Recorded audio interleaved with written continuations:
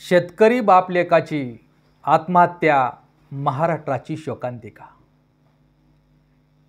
महाराष्ट्र आणि देश कृषीप्रधान महाराष्ट्रामध्ये कृषीप्रधान देशाला आणि महाराष्ट्राला एक सनसनीत थोबाडीत मारलेली घटना महाराष्ट्रात घडली। 9 जानेवारीला नांदेड जिल्ह्यातील बिलोली मिनकी या ठिकाणी राजेंद्र लक्ष्मण पैलवार आणि त्यांचा मुलगा ओंकार राजेंद्र पैलवार ह्या बाप-लेकांची आत्महत्या महाराष्ट्रामध्ये अत्यंत धक्कादायक, दुःखदायक आणि विदारक आणि मन विदीर्ण करणारी घटना या शेतकरी बाप-लेकांनी केलेली जी आत्महत्या आहे, महाराष्ट्राला प्रत्येक संवेदनशील माणसाचं मन विदीर्ण करणारी ही घटना आहे। ह्या दोघाही शेतकरी बाप-लेकांना मी जड अंतकरणातून भावपूर्ण आदरांजली वाहतो। खरं तर हा या देशाचा अन्नदाता, समाजाला पोषणारा, समाजाचं पालन पोषण करणारा, आपल्या शेतात घाम गाळणारा, कष्ट करणारा शेतकरी आपल्या स्वतःच्या लेकरा बाळाला, मुलाबाळाला जर त्याच्या शिक्षणाच्या इच्छा पूर्ण करू शकत नसेल तर ही कृषीप्रधान भारताच्या दिलेली सनसनीत थोबाडे आहे। हे कृषीप्रधान महाराष्ट्राच्या दिलेले सनसनीत थोबाडे आहे। आणि कशाच्या तुम्ही विकासाच्या गप्पा करता आणि मग हा शेतकरी ही 5 वर्ष हा नांदेड जिल्ह्यातील बिलोली मिनकी गावातील हा राजेंद्र पैलवार हा 5 वर्षापासून हे कर्जबाजारी होता। महाराष्ट्र ग्रामीण बँकेतून 4 लाखाचं कर्ज घेतलेलं होतं आणि नापिकी पिकामुळे ते कर्ज फेडता आलं नाही। या विवंचित आपल्या मुलांच्या शिक्षणाच्या काळजीमध्ये होता। कोणताही बाप आपल्या मुलानं शिक्षणाच्या माध्यमातून स्वतःचं कर्तृत्व निर्माण करावं यासाठी जीवाचं रान करणारा हा गरीब समाजात असला, शेतकरी असला तर तो बाप असतो। आणि त्याच्या मुलानं ते आपल्या बापाकडे काय उदगीरला शिक्षण घेत होता आणि आपल्या बापाकडे घरी आल्यानंतर त्यांना आपल्या बापाकडे काही नवीन कपडे, काही शालेय पुस्तकं, वह्या असतील, शालेय साहित्य आणि एक मोबाईलचा असेल एवढी इच्छा व्यक्त केली। पण बापांची आर्थिक परिस्थिती बिकट आणि कर्जबारी असल्यामुळं त्या बापाने मी नंतर घेऊ, आता माझी परिस्थिती नाही असं म्हणल्यानंतर मुलगा निराश झाला आणि निराश झाल्यानंतर रानामध्ये, शेतामध्ये एका झाडाखाली गळपास घेऊन त्याने आत्महत्या केली। बाप त्या मुलाच्या घरी आला नाही, बाप मुलाला शोधण्यासाठी गेला बाहेर आणि त्या बापाला त्या आपल्या मुलाचं झाडाला लटकलेलं ते प्रेत दिसलं। मुलानं आपल्या आत्महत्या केल्या दिसले। आपल्या मुलाला आपण आपल्या शैक्षणिक साहित्य, कपडे, नवीन कपडे, पुस्तकं आणि त्याने मागवलेला मोबाईल घेऊन दिला नाही। आपल्या मुलाच्या इच्छा आपण पूर्ण करू शकलो नाहीचं वाईट वाटलं आणि त्याच्यामुळे माझ्या मुलाला आत्महत्या जीव द्यावा लागला, आत्महत्या करावं लागली। आता माझ्या जगण्यात तर काय अर्थ, मी कशासाठी जगू या नैराश्यानं, या भावनेनं, ह्या निराश होऊन त्या बापानं सुद्धा त्याच झाडाला दोरीला लटकावून आत्महत्या केली। आणि ह्या शेतकरी बाप-लेकाच्या आत्महत्या पाहून महाराष्ट्राला अत्यंत विदारक अशी परिस्थिती आहे।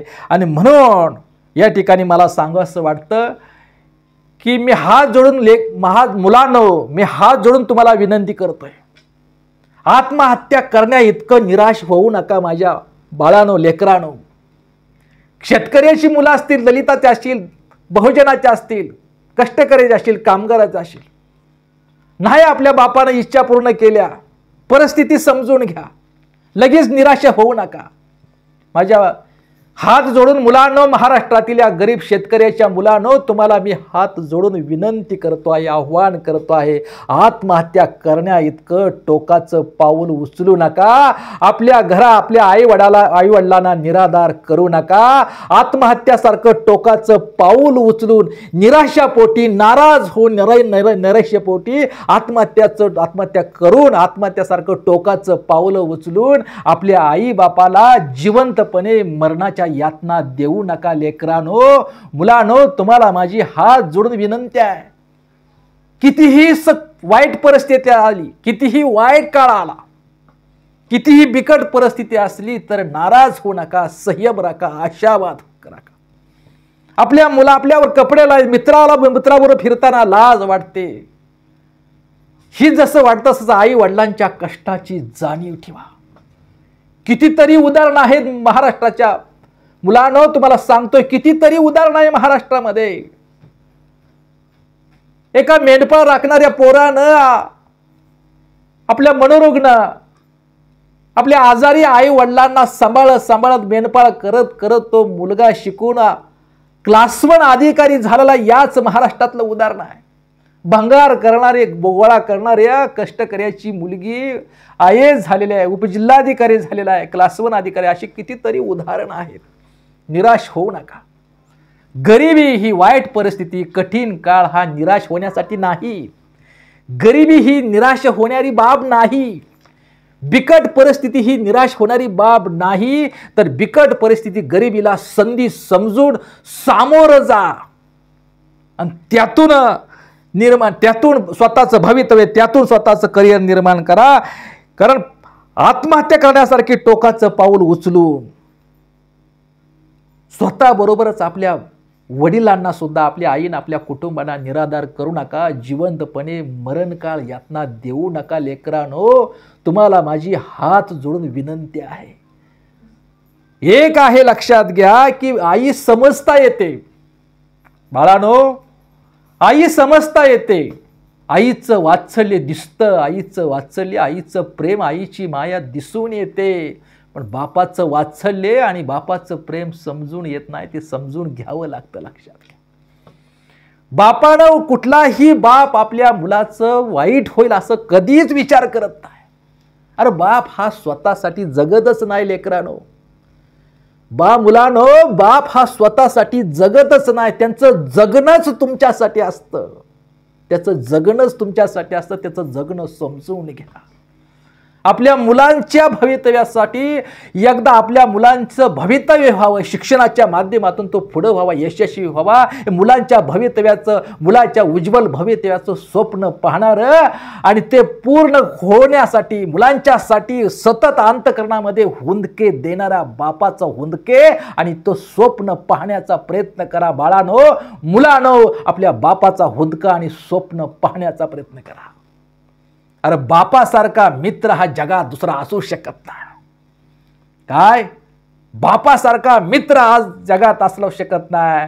त्या मित्राला आज तो ओंकार पैलवार, अरे तू स्वतः बरोबर आपल्या मित्राची सुद्धा तो हत्या केलीस.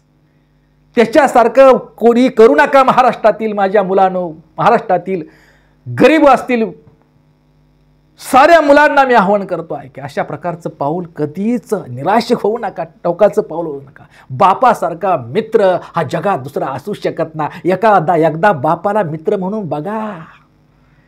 बापाला मित्र म्हणून बघा. जीवन सुंदर होईल. आत्महत्याचा विचार सुद्धा तुमच्या मनामध्ये कधीच येणार नाही. कारण बाप हा चांगला मित्र म्हणून स्वीकारा. लक्षात घ्या.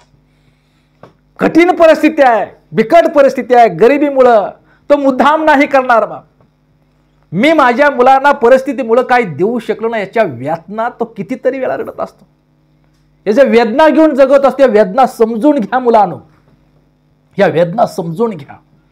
आणि एक आहे की आत्महत्या ही शेतकऱ्याची आत्महत्या सरकार तर अजिबात रोखू शकणार नाही. प्रशासन रोखू शकणार नाही. कोण रोखू शकेल? मी आत्मविश्वासाने या माध्यमातून सांगू इच्छितो की शेतकऱ्याची आत्महत्या त्या शेतकऱ्याचं कुटुंबच, त्या शेतकऱ्याची पत्नी, त्या शेतकऱ्याची मुलं बाळ, त्या शेतकऱ्याचं कुटुंबच रोखू शकेल. तुमच्यासारखी परिस्थितीला धाडसानं सामोरं जाणारे, परिस्थितीसमोर नतमस्तक न होता, परिस्थितीला न झुकता, परिस्थितीला न घाबरता, परिस्थितीमुळे निराश होताना परिस्थिती ही संधी समजून सामोरं जाणारा जर मुलगा आपल्या शेतकरी बापाला म्हणला की बाबा काळजी करू नका, नसतील पैसे माझ्या शाळेसाठी, माझ्या पुस्तकासाठी, मोबाईलसाठी नसतील पैसे, नंतर आलं तर द्या, पण तुम्ही काळजी करू नका. आपल्या पत्नीनं त्याच्या कुटुंबानं शेतकऱ्याला म्हणलं किती कर्ज होऊ द्या, किती वाईट परिस्थिती आली तर वाईट पावलं उचलू नका, तुम्ही काळजी करू नका, आम्ही सारे तुमच्या बरोबर आहोत. असं जर शेतकऱ्याला त्या मुलगा आणि त्याची पत्नी आणि सर्व कुटुंब जर म्हणालं तर शेतकऱ्याच्या कितीतरी आत्महत्या थांबतील. आणि म्हणून मी या ठिकाणी सांगत असतो की मुलांनो, आई वडिलांनी काही दिले नाही परिस्थिती मिळून निराश होऊन संयम सोडून आत्महत्या करण्या इतकं टोकाचं पाऊल कधीच उचलू नका. मी या महाराष्ट्रामध्ये कित्येक हजार कोटीचे भ्रष्टाचार उघडकीस आले आणि सत्तेच्या बेरजेच्या नालायक राजकारणापायी त्याचं झाकूनही बी गेले. त्या 1000 कोटी भ्रष्टाचारापैकी एखादा थोडासा हिस्सा शेतकऱ्याच्या भल्यासाठी द्या, शेतकऱ्याच्या लेकरा बाळाच्या भल्यासाठी एखाद्या ग्राम पातळीवर अशा प्रकारचा फंड, शेतकरी फंड, शेतकरी विकास फंड ग्राम पातळीवर काय निर्माण करता येतं का? अरे भ्रष्टाचारवाल्यानं भरपूर खाल्लेलंच आहे, तुम्ही खाताय बी, खाणार आहे, पण थोडासा घासातील घास. इथल्या नोकरदार लोकांना मी विनंती करेल की बाबा आपल्या पगारातील थोडासा घासातला घास, थोडासा आपल्या मुखातील थोडासा घास शेतकऱ्याच्या मुलाला द्या, शेतकऱ्यासाठी खर्च करा. निश्चितच तुमचं दान, त्या शेतकऱ्याचं तुमचं योगदान, त्या शेतकऱ्याचं भवितव्य, थोड्याफार शेतकऱ्याच्या आत्महत्या थांबतील, थोड्याफार महाराष्ट्रात अशा प्रकारच्या घटना घडणार नाही.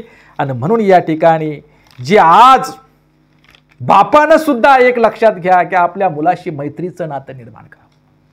श्रीमंताच्या बापानं सुद्धा सतत बापानं मुलानं मागडलं का बापानं द्यायचं, मुलानं मागडलं का बापानं द्यायचं, पण गरीब बापाला ते शक्य नसतं. आणि एका वेळेला बाप जेव्हा नाही म्हणतो तेव्हा मुलगा टोकाचं पाऊल उचलतो. आपला काळ निघून गेलेला आहे. आता नवीन पिढी आली, नवीन पिढीबद्दल संयम नाही, नवी पिढी समोर नम्रता नाही, विचार नाही. आणि म्हणून थोडासा विचार करा.